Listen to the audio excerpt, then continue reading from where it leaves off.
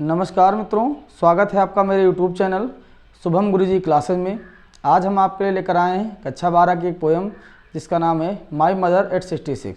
इसका एक्सप्लेन बताएंगे आपको अंग्रेजी में, अर्थ बताएंगे हिंदी में। मित्रों, ये जो पोएम है इसमें जो कवयित्री है कमला दास, वो अपनी माता पिता के घर आई हुई होती है, वहीं से वापस जा रही होती है अपने घर, यानी जहाँ उसकी शादी हुई होती है। रास्ते में क्या कुछ घटित होता है, कौन सी यादें उसकी ताज़ा होती हैं, इन सब के बारे में उसने इस पोएम में लिखा है। तो आइए मित्रों टेक्स्ट का अध्ययन करते हैं। सबसे पहले देखेंगे, लिखा हुआ है driving from my parents home to Cochin last Friday morning. समझिएगा, ड्राइविंग मतलब होता है जाते हुए फ्रॉम माई पेरेंट्स होम यानी अपने माता पिता के घर से, टू कोचिन कोचिन के लिए, यानी कोचिन ही उसका क्या है, ससुराल है जो भी है। लास्ट फ्राइडे यानी पिछली शुक्रवार, मॉर्निंग यानी पिछली शुक्रवार की सुबह।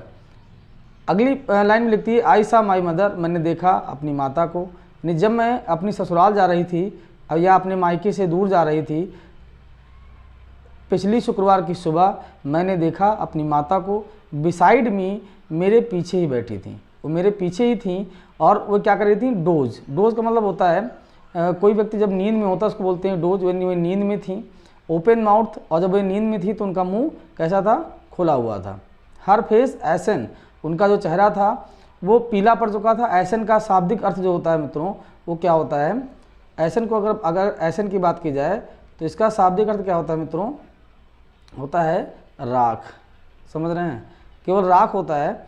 और यहाँ जो बताया गया है तो यानी उनका जो चेहरा था वो पीला पड़ गया था। और बताया गया कैसे, लाइक दैट, जैसे कि ऑफ अ कॉप्स। कॉप्स का मतलब होता है शव, यानी मृत शरीर जो होता है, बिल्कुल वैसे ही उनका चेहरा हो गया था। यानी जो उनकी माता जी, उनके चेहरे की तुलना किससे की गई है, एक मृत चेहरे से की गई है, क्योंकि वो लगभग निर्जीव हो चुका था।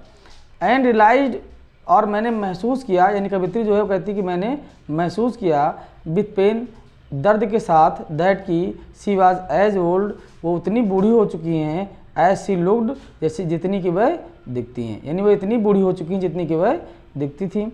बट लेकिन सुन, जल्दी ही, पुट रखते हुए, दैट थॉट अवे, यानी इस विचार को, अवे मतलब दूर, मतलब जल्दी मैंने अपने मन को समझाया और उस विचार को दूर रखा। एंड लुकड आउट, और मैंने बाहर देखना शुरू किया।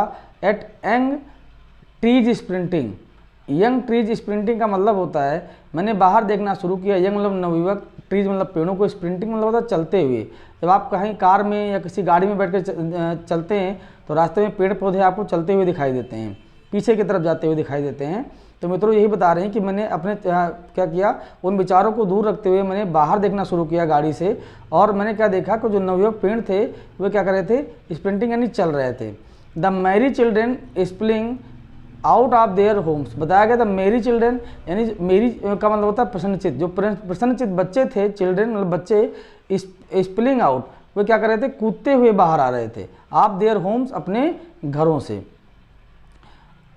एक दूसरा दृश्य था, एक दो दृश्य बताए गए हैं। तो चित्रों, जैसे माफ़ कीजिएगा, पहले चित्र में बताया गया ट्रीज स्प्रिंटिंग यानी कि पेड़ पौधों के चलने की बात को बताया। दूसरा बताया मेरी चिल्ड्रन स्प्लिंग, यानी जो खुशहाल बच्चे थे या जो प्रसन्नचित बच्चे थे वे क्या कर रहे थे, स्प्लिंग, बाहर निकल रहे थे, प्रसन्नतापूर्वक बाहर निकल रहे थे, ऑफ देयर हाउस, अपने घरों से या होम्स बताया गया है। बट लेकिन after the airport security check, लेकिन एयरपोर्ट पर सिक्योरिटी चेक के बाद, यानी जो निरीक्षण होता है एयरपोर्ट पर पुलिस वालों के द्वारा, वो किया गया, उसके बाद की बात बता रही हैं।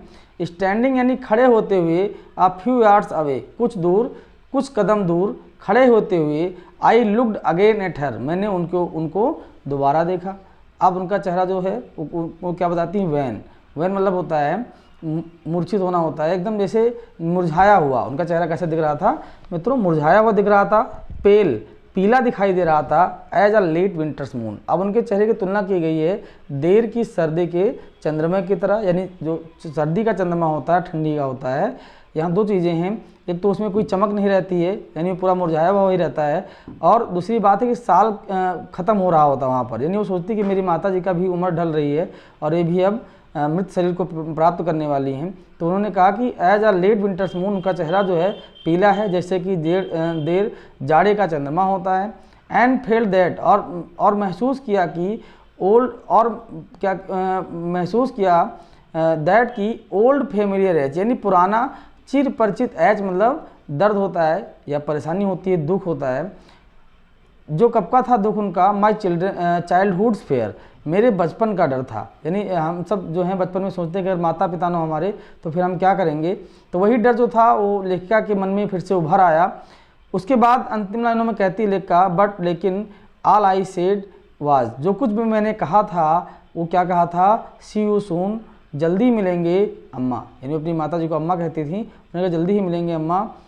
All I did was smile, मैंने जो कुछ भी किया वो क्या किया मैंने, केवल मैं मुस्कुराई, एंड स्माइल यानी मैं मुस्कुराती रही, इसके अलावा मैं कुछ और कह नहीं पाई मित्रों। तो इस तरह से ये जो पोएम था इसका हिंदी अर्थ था। उसके बाद अब हम देखते हैं इसका एक्सप्लेन कैसे किया जाएगा अंग्रेजी में। तो इसका एक्सप्लेन भी मैं आपको बता दे रहा हूँ, बड़ा ध्यान से सुन लीजिएगा। अगर आप नोट कर रहे होंगे कहीं पर तो आप नोट भी कर लीजिएगा, कोई दिक्कत नहीं है। जैसा कि आपने कविता को देखा है, पोएम को, इसमें जो कवियत्री होती है वो अपने टूर के बारे में बताया गया है इसमें। तो देखिए यहाँ कैसे आप जानेंगे, पहले तो यानी firstly when the poet is on her way to the Cochin airport with her old mother sitting beside her, she looks at her closely and presently before us her image, यानी अपने चित्रों को बताती है किस तरह से उसने अपने माता को देखा था रास्ते में। उसके बाद की लाइनों में है, she compares her with a cops, बताया गया इसमें कि सी कंपेयर्स यानी वो क्या करती है, तुलना करती है अपनी माता की एक शव से। As she looks at her mother's pale and pallid face, she is struck with the horror and pain of losing her. The mother with the dodging face and open mouth is compared to a corpse. Here the poet shows the typical love and affection which is present in a mother daughter's relation. Next लाइनों में जो कवित्री बताती है, the poet is feeling the pain of separation, leaving her mother and going, also her childhood fear of losing her mother, which is she feels that earlier was temporary but now could be forever, as she could die of old age, is haunting her. She is so pained that it is natural for her to cry, but keeping a brave front, she hides her tears and smiles. जैसे कि आप सबने सुना मित्रों, तो इसको आप दोबारा से सुन के भी देख सकते हैं। तो मित्रों आज की इस पोएम में बस इतना ही। मिलते हैं कक्षा 12 की ही अगली पोएम में नेक्स्ट वीडियो में। हम चाहेंगे अगर आपको मेरा चैनल पसंद आ रहा हो तो उसको आप सब्सक्राइब जरूर करें। धन्यवाद, जय हिंद।